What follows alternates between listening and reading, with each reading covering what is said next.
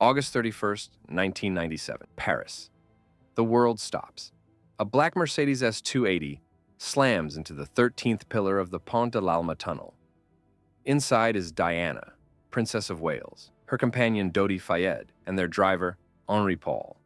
The images are burned into history. The crumpled wreckage, the flashing lights, the frantic attempts to save a life already slipping away. The official story comes together with grim, efficient speed. A drunk driver, fleeing paparazzi, a tragic accident, case closed. The world mourns and tries to move on, but one man doesn't move on.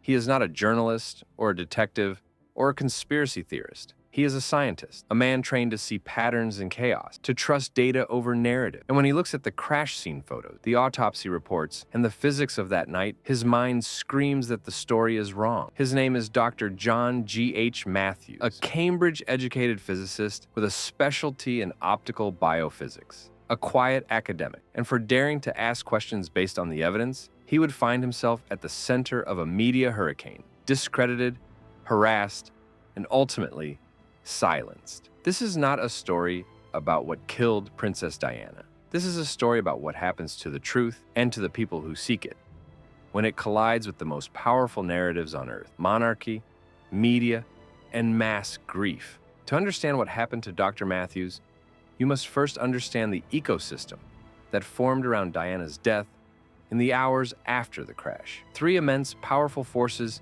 needed a clean, simple story. The British establishment, the royal family, and the government needed closure, not an open-ended international murder investigation with global implications.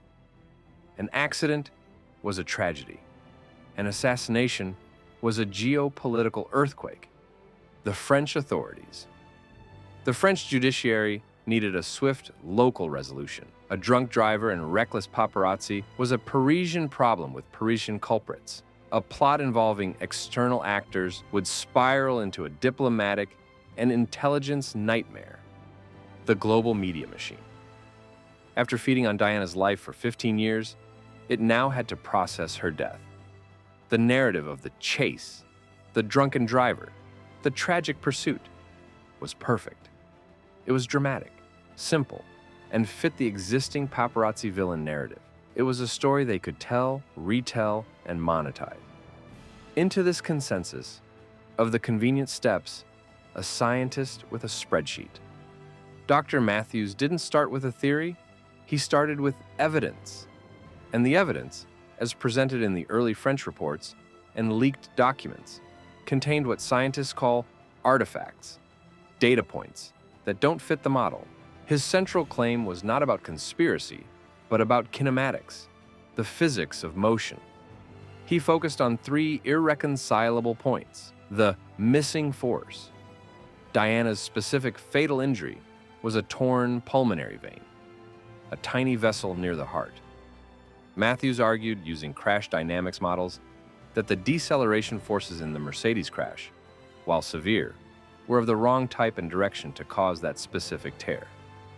He likened it to needing a precise, stabbing motion, not a broad, crushing blow. The mysterious flick. He analyzed the footage of the Mercedes entering the tunnel and the position of the wreckage. He proposed that the car's trajectory showed a sudden, unnatural lateral flick just before impact, as if it had been struck or forced into the pillar, not simply losing control. The blood evidence.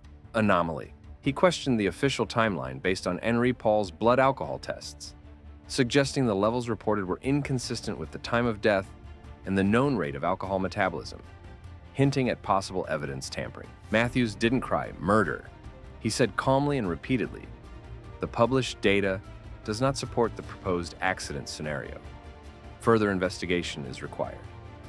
He published his analysis in a limited circulation scientific journal. He gave a few interviews. He was performing the scientific method: observe, hypothesize, request peer review. But he wasn't in a lab anymore. He was in the arena. The British press, which had canonized Diana in death, now faced an inconvenient apostate. They didn't engage with his physics. They attacked the man. The strategy was a masterclass in character assassination. The lonely nut frame. Headlines painted him not as Dr. John Matthews, Cambridge physicist, but as a reclusive academic, a maverick scientist, a conspiracy theorist. His credentials were buried. His solitude was weaponized. Guilt by association. His findings were lumped in with the wildest, most salacious Diana theories, the ones involving the royal family, the MI6, landmines, and pregnancy. By associating his mathematical models with these narratives, his work was rendered absurd by proxy. The expert counterpunch. Newspapers trotted out official crash experts, often unnamed or with ties to automotive or insurance industries, to provide a single dismissive quote. His calculations are flawed. No detailed rebuttal, just a verdict. The appearance of scientific debate was created, but the conclusion was preordained: the personal destruction. Reporters camped outside his home. They contacted his university. They suggested his motives were sinister or delusional. The message to other academics was clear: stay away from this. Your career is not worth it. Within months, Dr. John Matthews was transformed in the public eye. He was no longer a scientist. He was a symptom of the unhealthy public obsession with Diana, a symbol of the lunatic fringe that couldn't accept a simple tragedy. The media didn't refute him. They reframed him. And in doing so, they protected the official story more effectively than any government censor could. Paradoxically, the media's dismissal of Matthews is what propelled him into the heart of the very conspiracy theories they accused him of peddling. Genuine conspiracy entrepreneurs, seeing a credentialed scientist questioning the official line, seized on his work. They stripped it of its cautious academic language. The further investigation is required, and amplified only the implications. Cambridge physicist proves Diana murdered. His careful analysis of force vectors became a smoking gun in YouTube documentaries and self-published books. He was cited as the scientific proof behind theories he never endorsed. This was the final cruel twist. The media had pushed him into the fringe, and the fringe then consumed him, distorting his work beyond recognition. He was now trapped. The scientific community saw him as tainted by association with cranks. The conspiracy world saw him as a prophet. There was no way back to sober, peer-reviewed inquiry.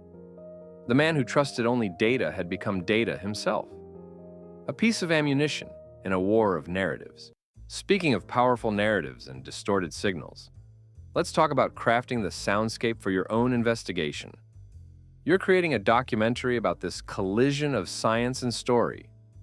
You need audio that conveys clinical analysis, the oppressive weight of media scrutiny, and the eerie echo chamber of conspiracy. You need the sound of a chalkboard diagram, the frantic shutter click of paparazzi, the murmur of a talk radio host spinning a theory. But finding that audio without getting lost in a legal and ethical labyrinth can feel impossible. That's where epidemic sound comes in. Think of it as your clean lab for sound, a massive library of high-quality, royalty-free music and sound effects. No narrative spin, no rights issues, just direct access to thousands of tracks, from cold, precise electronic scores that feel like data analysis, to oppressive, pulsing textures of media frenzy, to the unhinged ambience of late-night conspiracy radio. Need the sound of a car crash test dummy sensor spiking? The ominous roll of a tabloid printing press? The distorted echo of a theory being repeated until it becomes fact? They've got it. Their search tools help you isolate the precise frequency you need. Right now, Epidemic Sound is offering a free trial. Use the link in the description to access the library. Thanks to Epidemic Sound for sponsoring this forensic analysis of a story. Now, back to the fate of the question. As the years passed, official investigations were launched. The French investigation concluded. Then the British Operation Paget report, 2006, and finally the inquest, 2007 to 2008. These reports, thousands of pages long, were designed to be tombstones on the controversy, and they addressed Matthews's claims by burying them in technical appendices. The Paget report included a brief, dense annex discussing the pulmonary vein injury. It brought in other experts who argued the tear was biomechanically possible in the crash. The media reported this as a definitive debunking. Case closed again. But a careful read shows something else. The debate was, and remains, a highly technical argument among specialists about crash physics and human tolerance. It's not a settled fact. It's a contested hypothesis. The official reports chose one hypothesis and presented it as fact. Matthews's work was not disproven. It was outvoted by state-sponsored experts. The inquest jury returned a verdict of unlawful killing due to driver negligence and paparazzi pursuit. This perfectly served the narrative needs. It assigned blame to a dead driver and reviled photographers, without opening the Pandora's box of a plot. The system had worked.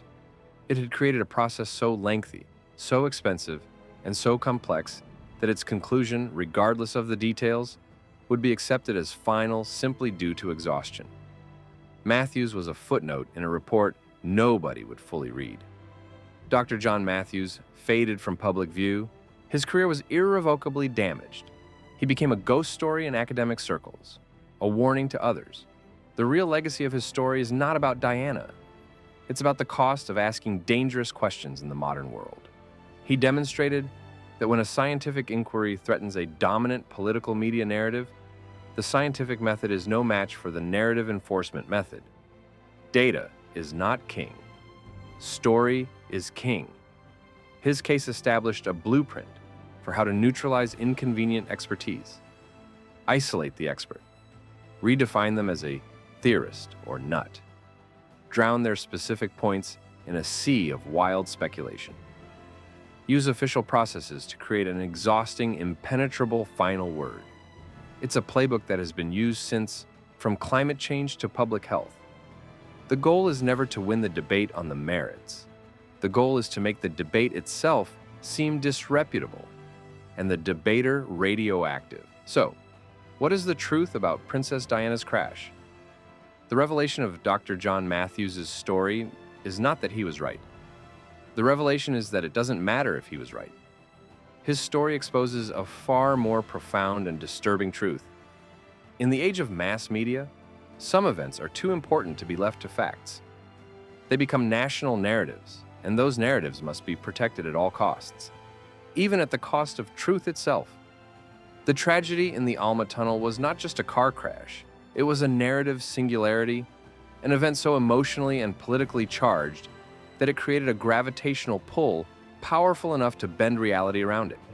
Any data point that didn't fit the preferred orbit, a physicist's calculation, an odd blood test, was either crushed or flung out into the darkness of conspiracy theory, where it could be safely ignored.